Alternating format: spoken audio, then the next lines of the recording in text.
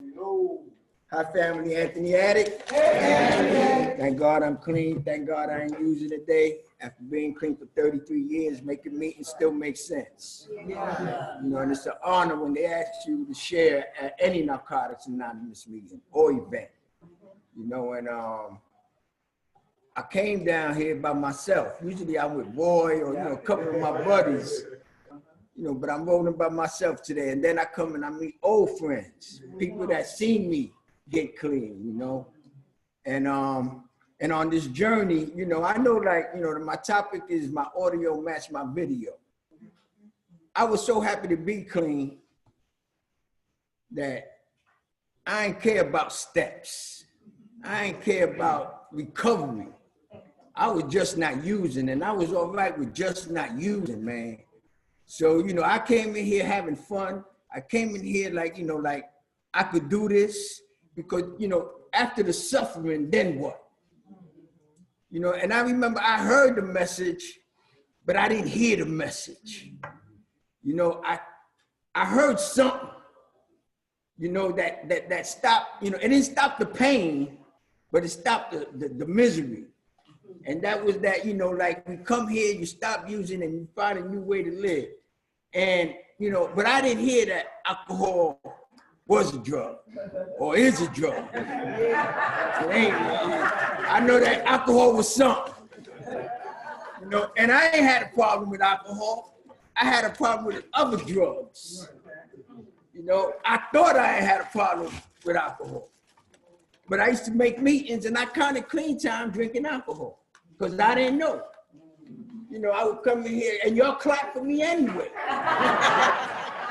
know what I'm saying? That's what I liked about y'all clap, hug me. You know, I ain't tell y'all I was drinking. I was just counting days because I wasn't smoking crack. And I had about, well, I didn't have, but I thought I had 14 days clean, right? And the dude said, hey, man, that's 2 weeks in a row, man. I said, yeah, man, I'm clean. He said, man, you keep coming back. I said, yeah, man, I ain't smoked crack in 14 days. All I did is drink, you know what I'm saying? and like the dude, you know, he stepped back on me like, he said, Anthony, you know, I don't want to hurt your feelings, but alcohol is a drug. We are people with the disease of addiction who must abstain from all drugs in order to recover. And I still ain't understand. And he said, well, you need to sit down and listen, Anthony. You know, and I said, I ain't got 14 days. He said, not if you've been drinking. And I said, damn, man. But I kept coming. You know, I didn't get clean. You know, my last day using was November 17th, 1986. And I say using because I wasn't getting high. You know, and being that I ain't had no clean time, you know, I was coming in and out, in and out, in and out. I figured, let me go out and try to control my using. And back then, you know, like, we didn't have a lot of meetings. In Harlem, we had 7. You know, on Friday, I had to go to Horton de Gore, on Schimmerhorn. Yeah, Schimmerhorn, right? But you knew everybody, like, and you knew everybody coming. Like, it's like you couldn't get lost in Narcotics Anonymous. Right. And they missed me, man. Because I was controlling my using. They missed me. So on November 17th, right, I don't want to smoke the stem, so I'm smoking Woolers. Crackhead. I'm rolling one, I'm smoking one, you know, doing my thing. And we ain't had cell phones, we ain't had beepers, but God was in the house. Through the storm, through the user. I was in the right place at the right time. And the phone rang, and you know, I didn't want to pick it up, but something said, pick it up. And I picked it up. And dude, his name was Orlando. He said, Anthony, what's going on, man? I ain't see you in the meetings. So I told him I had a job, right? and you know, I can't really make meetings like I want to, you know, and I'm hitting, you know, I'm smoking and had the phone, you know, a joint in one hand and the phone in the other, lying, right? And you know, he still kept on the phone, like I'm trying to hang up and I can't hang up, right? And he said, you know, and you know, you can make meetings, man. There's meetings all day long, man. And I said, all right, I'm gonna make a meeting tomorrow. He said, but you can make one today. So I said, man, I told you I'll make one tomorrow, man.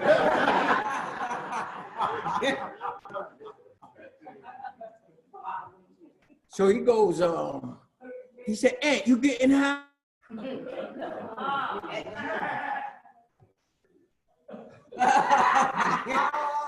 No, man, I ain't getting high, man.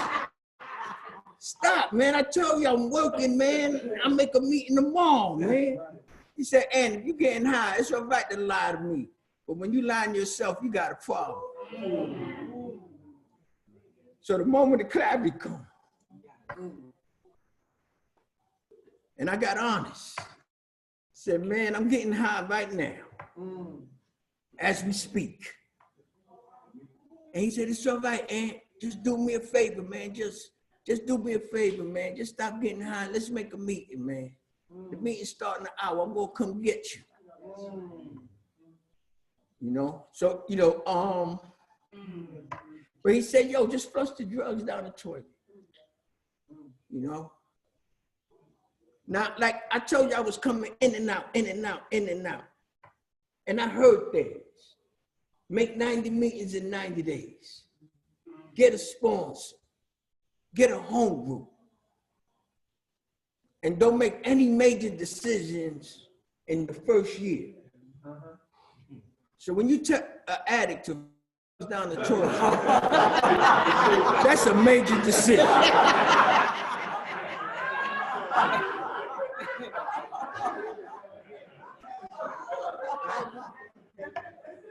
That's a major decision, right? So, but he showed up and he knocked on the door. And he said, man, come on, Ed, did you flush the drugs, Anthony? I said, no, man, I smoked it as fast as I could. And he looked at me, he said, I would have did the same thing. And he hugged me, man. And he held on, and we cried together. And he took me to the meeting, and he sat me in the front, man. And you know, I love Narcotics Anonymous because, again, the love, the unconditional love, the love that we only get from a mother was here. So I raised my hand and I said, I got one day back.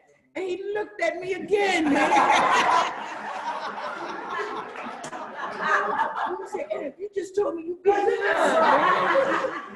I ain't got no day. No day.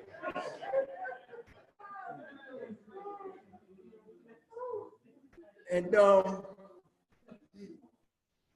I cleaned the next day. Clean. I ain't finding an excuse to use. And what I found out that it's better being on the clean side than thinking about getting high on the other side. I was running to my old friends. I wanted to stay clean. I wanted not to use. I wanted this way of life, man. I don't know what was ahead of me, but I knew it was going to be better than where I came from. See, you know, I had limited skills. I had limited education. You know, it's hard to find something when you limited because of my decisions. See, I didn't go to high school. I went to school high.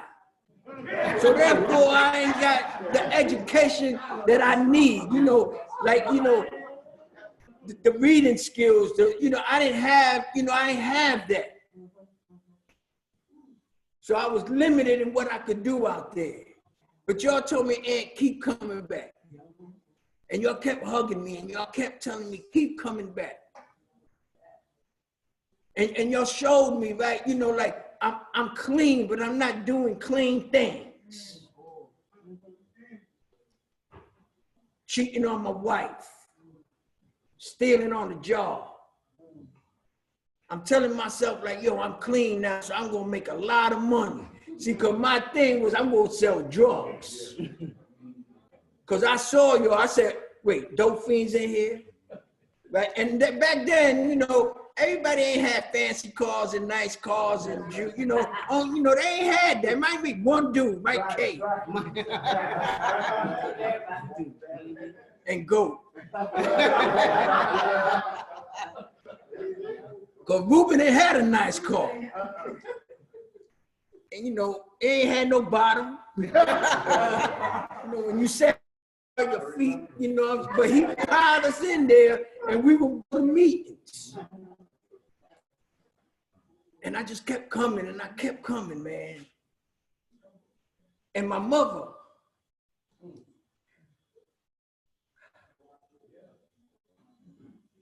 she believed in y'all. One thing about us, our parents, our family, they don't believe me, but they believe y'all. You know, my mother ain't believe me, but if y'all said something, she believed that shit.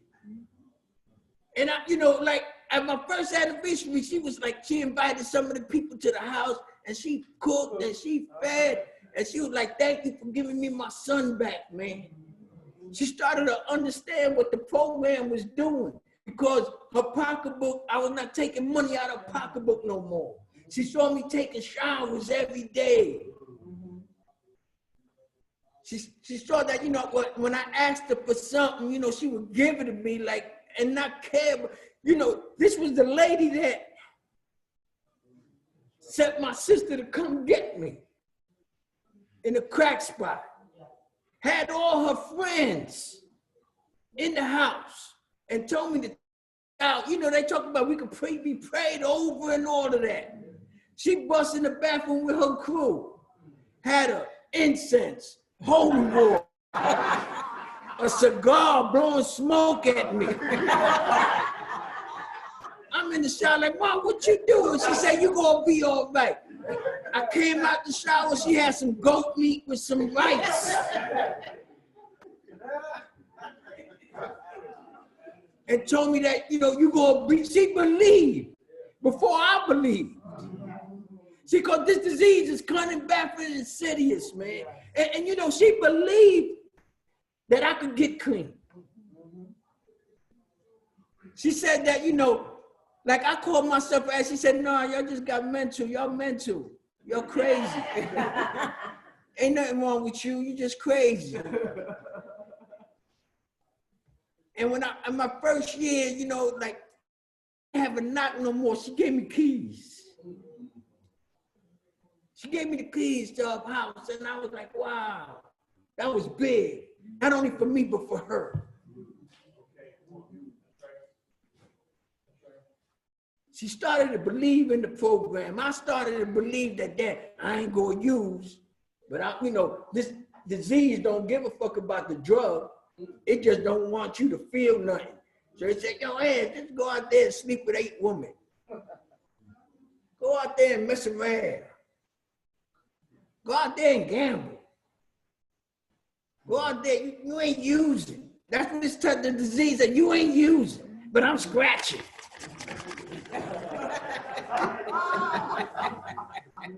Scratching my ass off, Adrian. And it started off real simple. I would buy like 2 crosswords and a bingo.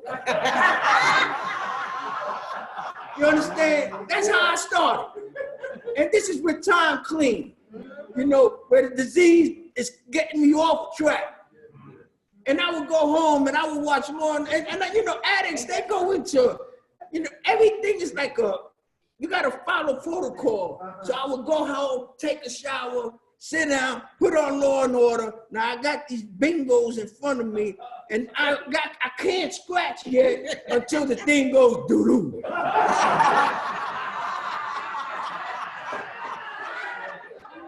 So now I scratch.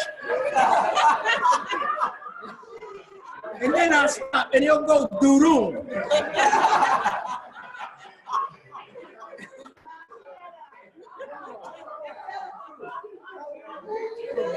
But I'm telling myself, as long as I don't use drugs. So now I'm not buying $5 no more. Now I'm buying $25 no more. Now I'm buying $40. Now I'm buying $50.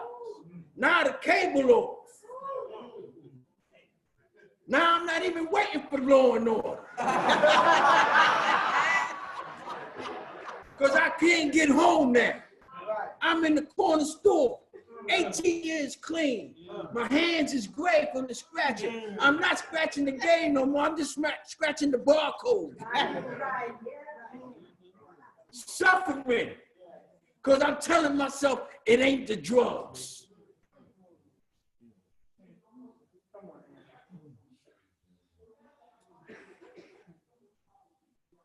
Sunny day. Scratching in the store, can't leave. Old lady walk in the store. Say, can I please have 3 Take 5s? Now, I don't work in the store. I don't have nothing to do with the store, but I tell her no. I'm buying those. You can get something else. Go get it. You want Lucky Sevens? I don't like Lucky Sevens.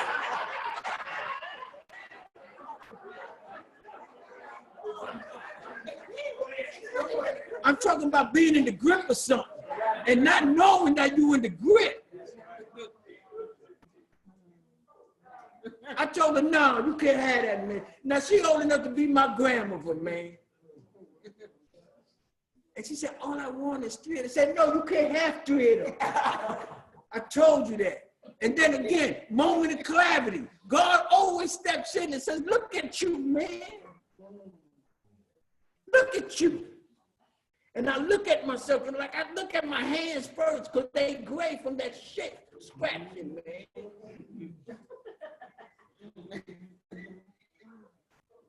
And I say like, God damn, how did I get here? Because I don't pay attention to my feelings. I don't pay attention to what's going on with Anthony. So now I want to do step work. Because I'm the problem. I was saying I believed in God, but I ain't had no faith in God. I was telling y'all that I knew me, but I didn't know me. My disease knows me. He knew me better. He knew my hurts. He knew my hangups. He knew how to get to me. He knew how to put me in a corner where I might not come out clean. I got God in one corner. I got Annie in one corner, but I'm always going to that fucking corner. I can't stay away from that corner, man. I'm afraid of me. Why am I afraid of me? Why am I afraid to look at me? Thank God for sponsorship. He said, we're going to look at you now, brother. You're going to get honest. Tell me God first, you second, everybody better get a number.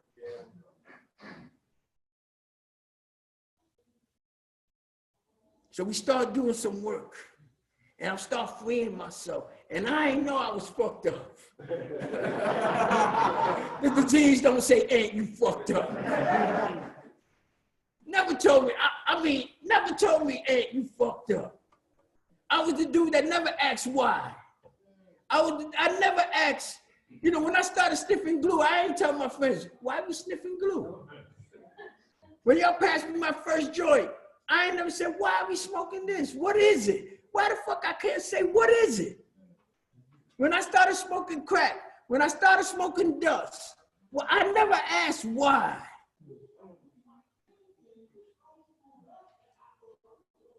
So now I'm starting to love myself, right? And you know, unconditional love is the greatest love.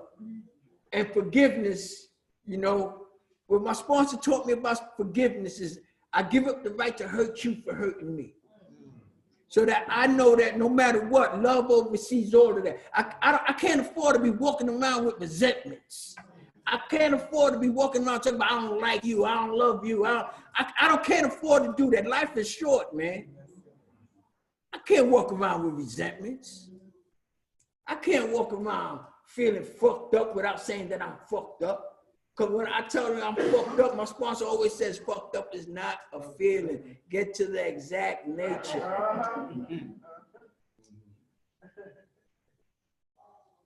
So now, you know, God is superseding everything.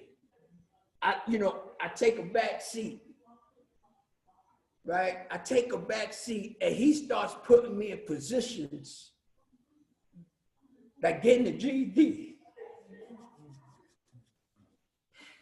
It's hard to struggle with enthusiasm when you can't really read or comprehend what you're reading, right? So he puts me in a position where I don't really gotta read. I could use what was born in me, the skill of making models, of matching colors and like shit that I was doing when I was 11, but stop the growth because I wanted to get high. I was a messenger, Terrence. I was a messenger. $2.10. This is my story. This is where, when you start doing the right things happen. $2.10. Delivering packages. Happy, because I'm keeping the tokens and I'm walking. Shit. Go ahead, you gotta take this here, you gotta take that there, you gotta take this there. And I'm keeping the tokens and I'm walking. Then I'm selling the tokens on Friday. Hustling, dope fiend thinking. Then one day, I ain't got shit to do. My man said, yo, yeah, you can go back there and see what we do. I go back there and I look and I said like, oh shit, let me try that. And I tried. And they said, where you went to school at? So I go, yeah, I went to school,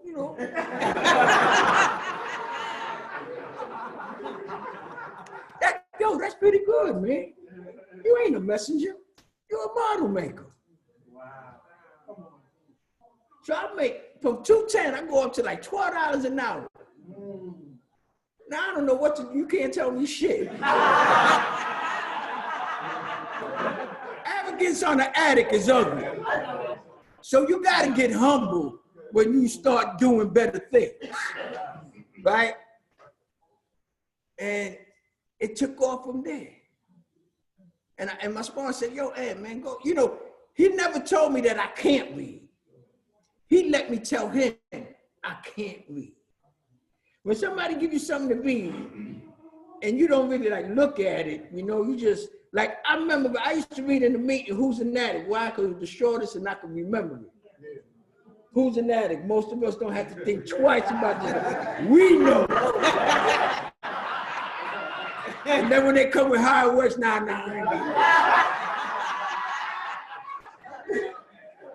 Because of the shame and the guilt. And if you let the shame and the guilt hold you hostage, you're not gonna succeed in anything. So I came through and I said, yo, Spons, man, I don't know how to read, right? And he said, I knew that. I was just waiting for you to tell me, man. And then he gave me some cassettes and I would read the cassette. I would listen to cassettes and follow it in the basic text. Then I went to school and I learned how to read. Then I became a supervisor at the job and would read my own notes. I would hold a meeting with my guys, right? And I would have to read a memo or something. And I'll be like, like, I want to play ball and shit. I'll go like, all right, everybody gather my people. Play that. We are born with survival skills. We are born with skills where we could sometimes, camouflage the bullshit. And the camouflage is wearing off. So now I'm coming in here and I'm learning how to read and I got a good job, but it's like something is missing. Me. So I got with these dudes, right? And we used to meet and we started talking about the shit inside, the stuff that was going on, and free, the shit that I can't talk in a meeting sometimes, because it'll beat you home. You know, the people that don't know about the 12th tradition, you know, they just want the new edition. So we would share, we would free ourselves, and we become men. And then what I looked at is like, God is in charge. And that's all I kept saying to myself, God is in charge. If he brought me this far, he could take me even further. And it doesn't stop the pain. It doesn't stop the misery. It doesn't stop that life. You know, my mother passed, I ain't used. Y'all showed up for her, right? My girl left me for another girl, I ain't used. And I sat in the meetings with them there. And we ain't fight, and we ain't argue, and none of that. Coming here to learn how to live life as other people do. I don't know what living life as other people do, because I've been following the wrong people all my damn life. So I got to find out who the right people to follow. And y'all was doing it. Y'all was doing it. I wanted to be y'all, man. And my spouse said, no, you want to be you, because there's only one of you. And you great in whatever you do if you put your mind to it. So I started, like, you know, applying myself. And one thing about being clean and having the skill is confidence. Y'all gave me that you could do this. I got 3 boys, right, that I was raising, right, with my wife. Now, my wife ain't like me, but she loved the fact that I spent all my time with my sons, right? And I knew, I used to tell them, I said, yo, man, it's rough out there. You got to go to school. You got to do this. You know, you got to go to work. You know, if you get arrested, you know, just call me. But if you get arrested twice, don't call me.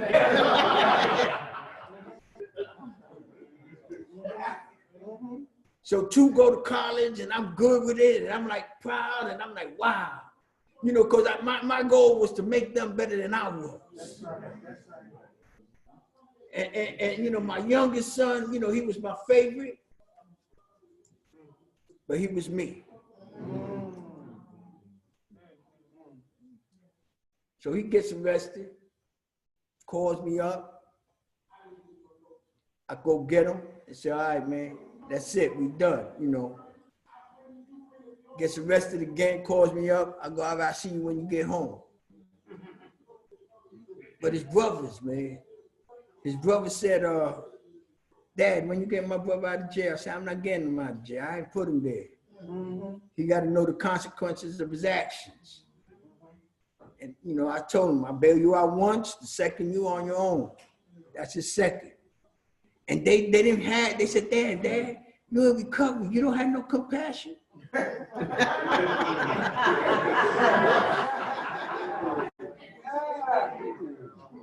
I said, I love him right where he at. I love him right where he at. But his mother said, Anthony, I'm gonna bail him out and you get a lawyer.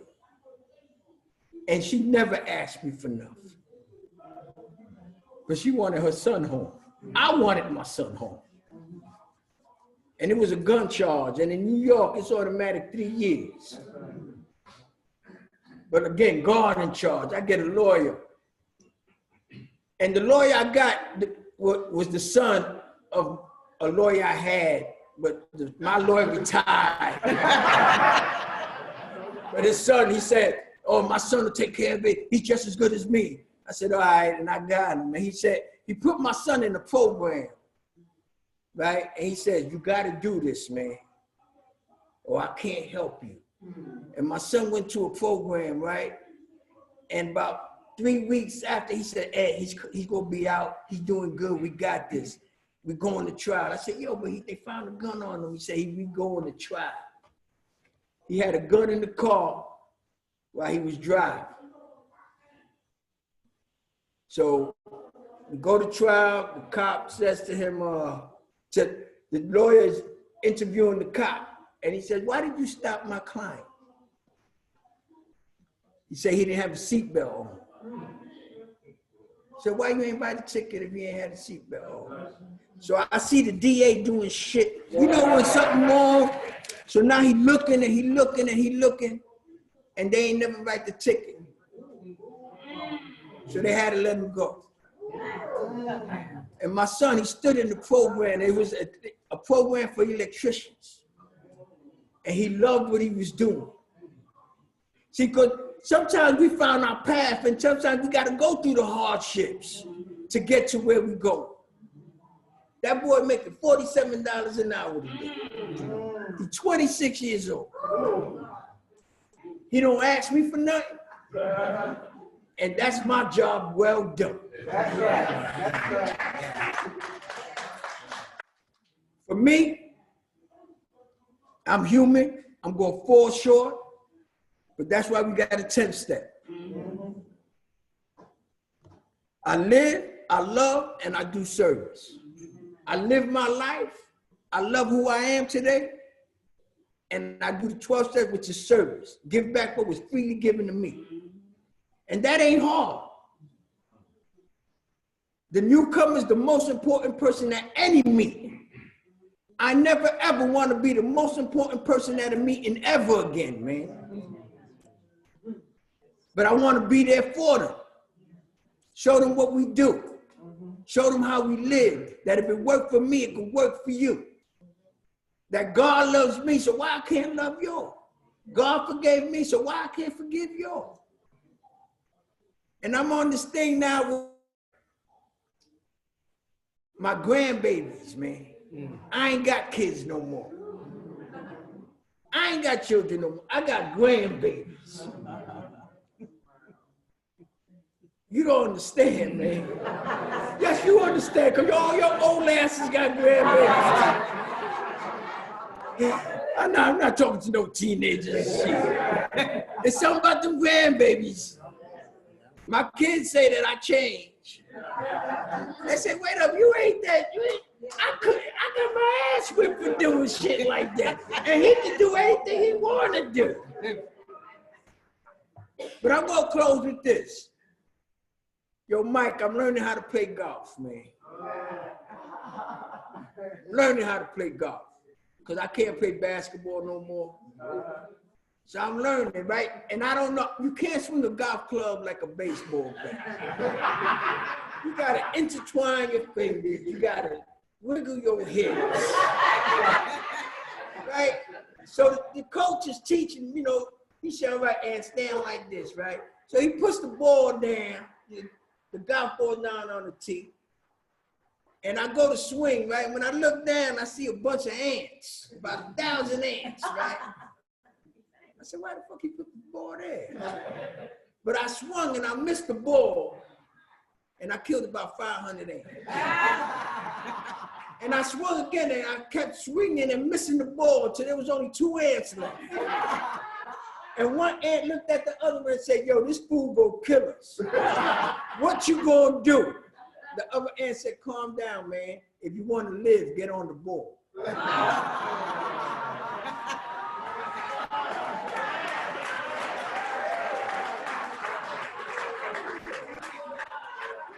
So in this program, it's all right to be clean. But if you want to live, get on the ball. Thank you for letting me share.